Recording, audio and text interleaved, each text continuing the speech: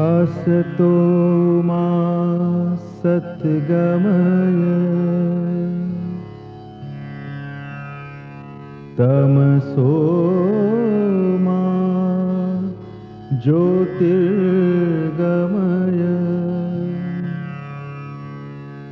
मृत्योर्मा अमृतं गमय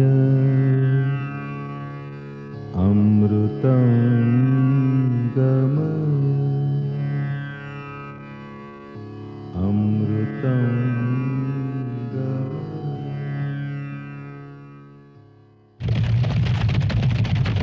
It was a period of socio-political upheaval all over the world.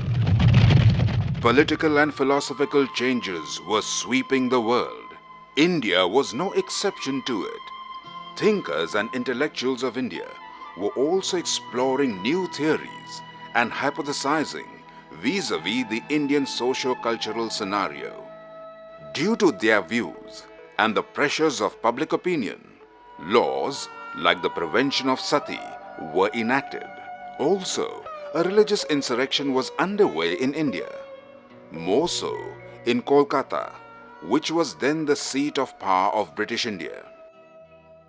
Upon this socio-political backdrop, Swami Vivekananda was born in Kolkata on the 12th of January 1863.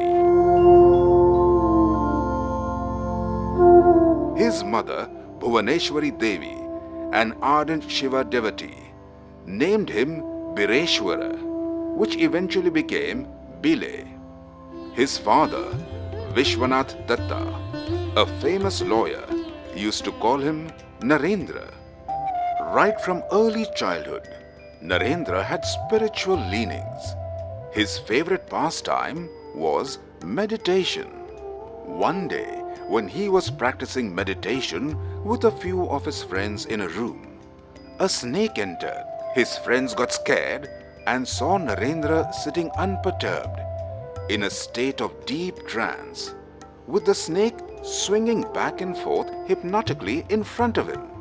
Upon the arrival of the elders, the snake slithered away quietly. Likewise, while meditating, he often experienced an apparition, a holy person with a benevolent face, kind smile, and an aura around him. Though he could not recognize it then, in latter years he felt it was Bhagwan Buddha who appeared before him. Narendra was a powerhouse of energy. He was an enthusiastic gymnast and a sports person. Boxing and playing cricket were few of his favorite sports. But Narendra was a multifaceted personality. He possessed a rich, sonorous voice and would sing bhajans with moving devotion. He was also an expert pakhavaj and mridangam player. He had a deep knowledge of Indian classical music and also wrote on music. As he grew, Narendra's desire to know about God grew. The more he read philosophical books and heard religious discourses, his quest for understanding God remained unquenched. His mind was in great turmoil. He wanted to see the God. He wanted to meet him. But strange are the ways of providence. It led him to Dakshineshwar and brought him vis-a-vis with Sri Ramakrishna, the Pujari at Kali temple. And thus began the most enlightening Guru-Shishya union of modern times. Under the spiritual guidance of Sri Ramakrishna, Narendra and his 11 Guru Bandhus renounced the world. They were ordained the Sannyasin Diksha by their Guru. He also expounded in detail the plurality of religious opinions with his famous quote, Jato Maut, Tato Paut. Few days before his Mahasamadhi, Sri Ramakrishna transmitted his spiritual powers to Narendra and told his other disciples that henceforth Narendra would be their leader after the passing away of their master. the disciples continued with their sadhana. Later on, Narendra answered the call of the wandering life of the sannyasi. In the garb of a sannyasi, Narendra went to Varanasi, Agra, Vrindavan, Hathras, Gajipur, Rajasthan, Gujarat, Maharashtra, Goa, Mysore, Kerala, Madras, and Hyderabad. Everywhere he went, he saw the spiritual and cultural glory of ancient India vividly. He also saw the abject misery of the Indian masses. He met many personalities like the Maharaja of Khetri, Bal Gangadhar Tilak, and Maharaja of Mysore. During this travel, the idea of attending the Parliament of Religions in America took shape in his mind.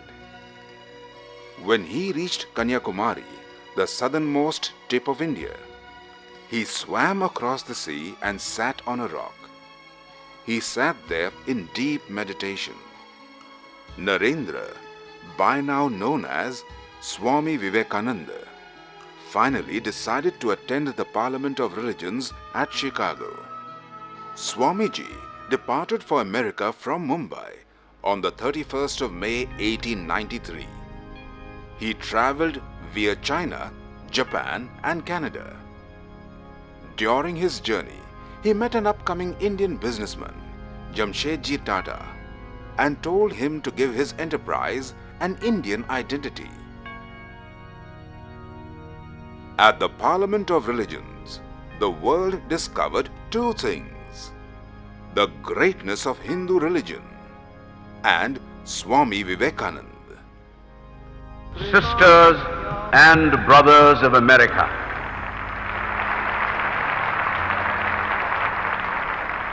I am proud to belong to a religion which has taught the world both tolerance and universal acceptance. We believe not only in universal toleration, but we accept all religions as true. As the different streams having their sources in different places all mingle their water in the sea, so, O Lord, the different paths which men take through different tendencies, various though they appear, crooked or straight, all lead to Thee. It will be a religion which will have no place for persecution or intolerance in its polity, which will recognize divinity in every man and woman, and whose whole scope, whose whole force will be centered in aiding humanity to realize its own true divine nature. If anybody dreams of the exclusive survival of his own religion and the destruction of others, I pity him from the bottom of my heart, and point out to him that upon the banner of every religion will soon be written, in spite of resistance, help and not fight, assimilation and not destruction, harmony and peace and not dissension.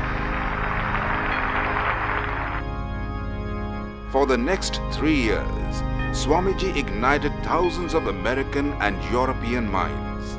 But now, his motherland was calling him. She was eager to receive her son, Swami Vivekananda, whose wisdom had captured the imagination of the whole world.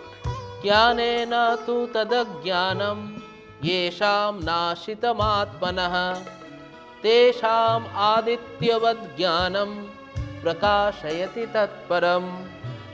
The speeches made by Swamiji after his return to India set the minds of the youth of that generation on fire. His words reverberated in the hearts of millions of his countrymen. He inspired love for the motherland and rallied them to seek independence from foreign rule. Mahatma Gandhi, Sri Aurobindo, Vinayak Savarkar, Subhash Chandra Bose, Bhagat Singh, and many more were influenced by him. It was the rejuvenation of an ancient nation called India. But in today's India, the scene is of turmoil, of conflicting ideas. The old values which had given strength and hope to the nation are being pushed aside. And in such a situation, the youth of the country are restive. Have they lost their way? How? Why? Can Swami Vivekananda's words, with their vigor, throw light, show the path amidst this scenario? We all seek answers. विश्वाचार्यं जगद्वन्द्यं विवेकानन्दरूपिणम्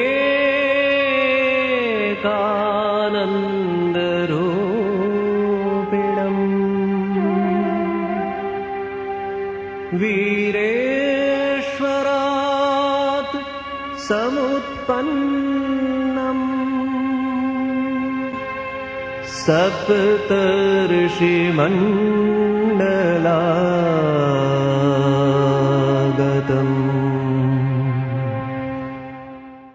Swamiji studied India thoroughly. He went around the whole country as a wandering monk. He studied what are the problems of India. Not only that, but he has given a wonderful solutions for our problems. What we need today, we need to put his ideas into practice. Today is an age of information, or rather, information explosion. But does this information lead to knowledge? Is book learning the real education? Does it make one a man? Swami Vivekananda defined education. He said, I want that education by which the character is formed, the intellect is expanded, the strength of mind is increased, and by which one can stand on one's own feet. Now, these are 4 dimensions which are very fundamental to any human being. Every generation seeks its icons. So does today's generation. But are these icons sources of inspiration or just a passing fad for imitation? There are some individuals who are greater than others. In some lives, some values are better defined, better crystallized, better embodied. Rather than banishing all the heroic men and women from out of the syllabus, if we could at least eclectically, selectively keep some of those heroic traits and the individuals who bore those traits in their lives in history, probably our syllabi could be more interesting and enriching, and live examples could have inspired our children better. Take up one idea. Make that one idea your life. Think of it, dream of it, and live on that idea. Let your brain, muscles, nerves, every part of your body be full of that idea. This is the way to success. Education is not the amount of information that is put into our brains and that runs riots there. But education is the assimilation of life making and character building ideas. If you could assimilate 5 such ideas and make them a part of your life, you are far more educated than a person who has learned the entire library by heart. The present system of education, the contents of education are not good enough to equip our children to face the global challenges. And simultaneously, they are also getting drifted away from the ethics and values of the basic ethics and values of our human life.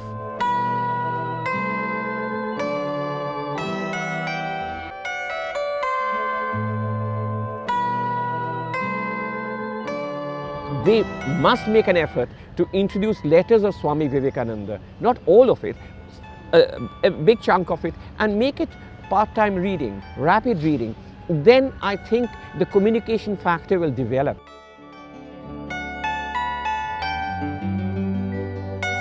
One important aspect which is missing in today's education is the importance of concentration. Swami Vivekananda said, concentration is the essence of education. He says that if I had my way again, then I would learn how to concentrate my mind, and then only with a perfect instrument I would go around gathering facts. Today we see an environment where children's minds are scattered because of the plentiful availability of entertainment on TV or in computers or games, and they are not allowed the opportunity to sit down and concentrate for a period of time on a particular book or a particular task. Swami Vivekananda's aim of education was the manifestation of the perfection. Perfection is a concept which is related to different societies in a different way. Whatever may be the criteria of that perfection, the basic idea is to manifest what is already inherent in every young man. They have to be made conscious, they have to be made self-reliant, they have to be conscious that they can do much more than what they think about themselves. They must bring out those qualities. We need to make them understand that at the very beginning of civilization, it was we who raised the issue, Jenahang namrita shyam, kimahang tena kuryam. The idea is to achieve only one mission: man-making, character building, nerves of steel, muscles of iron, intelligent brain, and the world will fall to your feet. That is what is taught by Swami Vivekananda.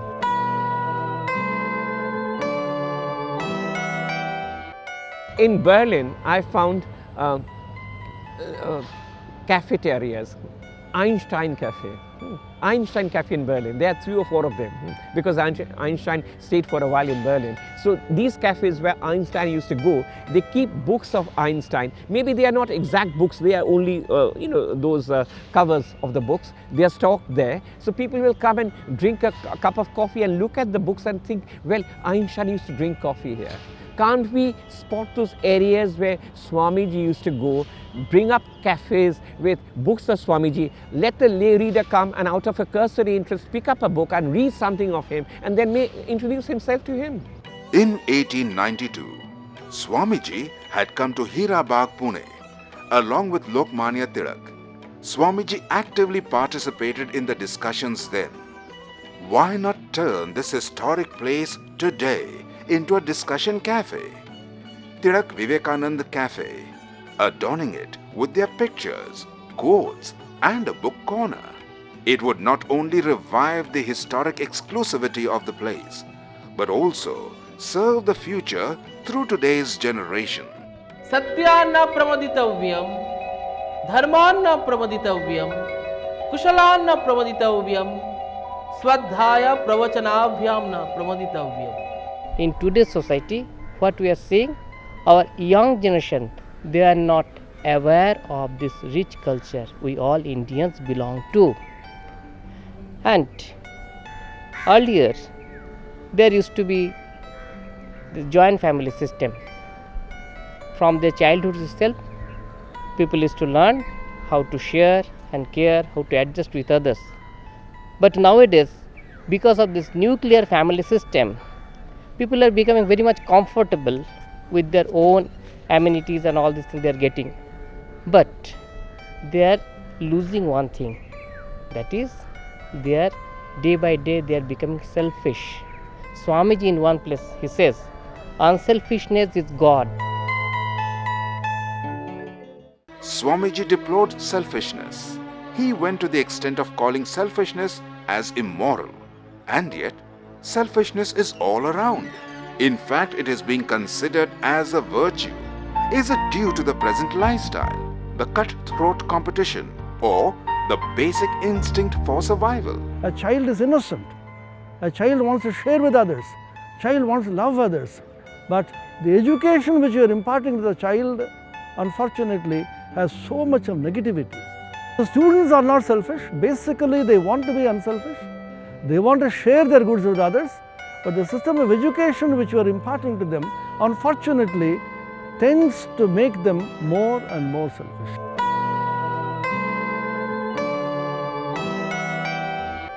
Today our children are very intellectual.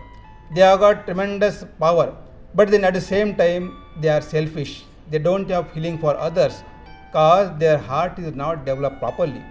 The combination of heart and head, that is what Swamiji expected, that is not practiced. That's why today we are facing all these problems. Swamiji had recognized this dilemma between the heart and the brain or the intellect. That's why he said, "It is the heart that conquers and not the brain. Hence, let there be the culture of the heart that will lessen the misery of the world." Arise, awake, and stop not till the goal is reached. Do we have a goal? Do we have a goal? This is a question.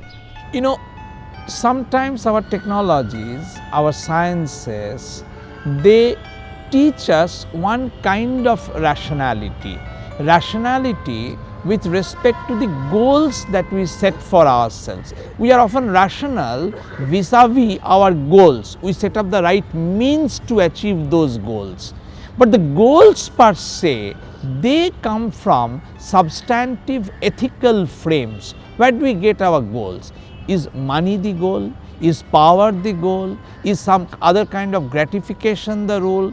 Or is nation a greater goal? Or is humanity a greater goal? Or maybe is appreciation of this whole great universe is the real goal that we should look after? I am not being judgmental, but if we have to set up our sights in a greater way, if we have to have goals that are spiritually more satisfying, then these heroes and heroines who come from the grassroots, who refuse to give in to each small little temptation, who rather define the goals of life in a mysteriously inspiring way, those lives then should be better appreciated and better emulated. It is a manifestation of the perfection that is already there in a man.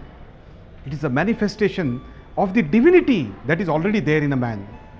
He says, each soul is potentially divine, and the goal is to manifest the divinity from within. What is important is that a teacher should become a good teacher. A student should try to become a better student than what he is today, and that is human excellence. The problem here is everybody is talking about the pay package, everybody is talking about the salary, everybody is talking about the material gain, but nobody is talking about a complete sensible civil, you can say a kind of citizen of the country who is sensitive to various aspects of the society, who is sensitive to the various problems of the society, and unfortunately education is not sensitizing enough. I would rather say they are experimenting with their lives in many unknown ways. I can only pray that such unknown ways become as enriching as our known ways have been. Our children should learn all the great things, all these great values from very childhood. How Vivekananda became great? Because his mother Bhuneshwari and his father Vishwanath Datta, they have inculcated such values in him so that he could put into practice and became great, you can say, hero. So here from very childhood, parents should see that their children are assimilating great values. Swamiji's Kali the mother. The stars are blotted out, the clouds are covering clouds. It is darkness, vibrant, sonant in the roaring, whirling wind. Are the souls of a million lunatics just loose from the prison house, wrenching trees by the roots, sweeping all from the path, dance in destruction's dance. To him the mother comes, who doth misery love and hug the form of death. Dance in destruction's dance, to him the mother comes. Now this is a poem. Just imagine a father telling his 8-year-old boy, for what purpose? I just don't, he died that very year, end of 1955. But this poem has traveled with me throughout. This market-driven, result-driven and profession-driven academic performances that we are having now, it simply excludes all of this. As time changes, the ways and means of seeking one's goal change. So, let the older order change, yielding place to the new. And God fulfills Himself in many ways. This is the first time the huge Leviathan is arising. And naturally, there are aberrations and there are an atmosphere of confusion but this will settle down. This is a passing phase. You know, whatever is included in an academic session in our curriculum is totally changed. I mean, previous maybe 10 years earlier it was not the same. We had something to study about Indian history, a lot more rather, but now people are indulging towards European history, world history, but why? I don't know. I mean, we have not been taught about Vivekananda from a very early age.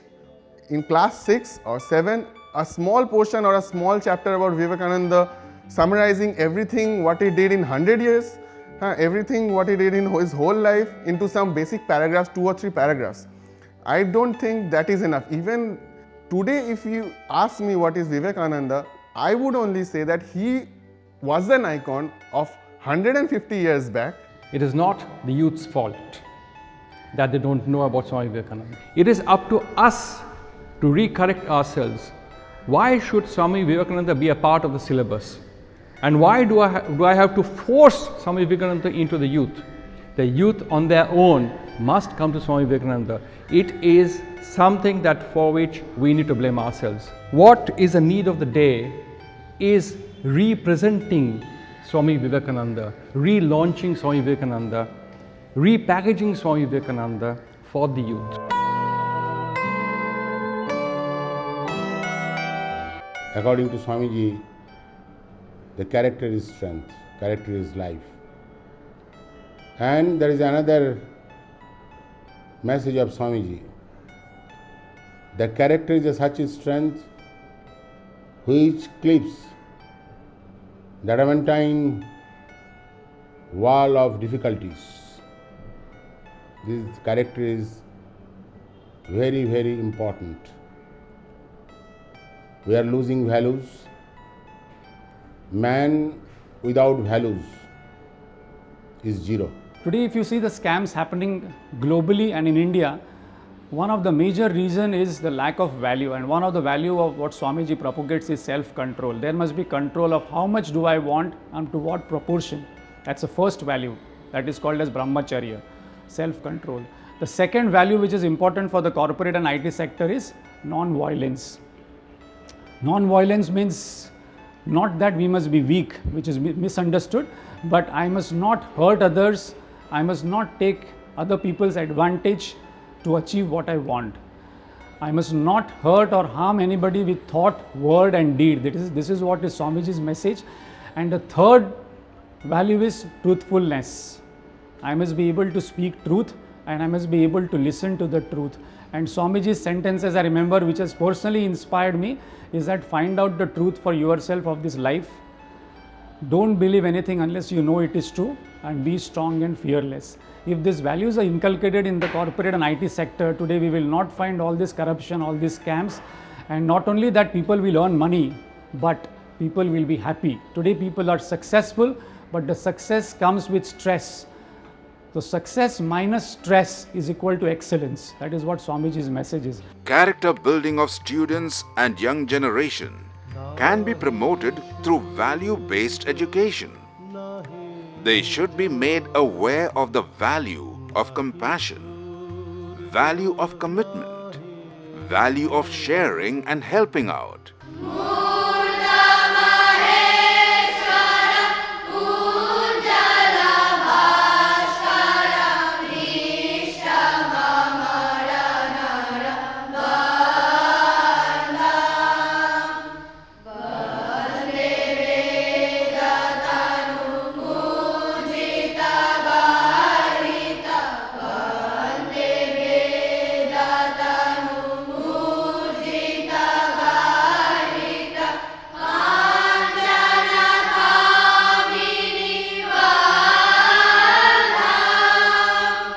Let the holy people come forward. It's their task, it's their job, they did it for years.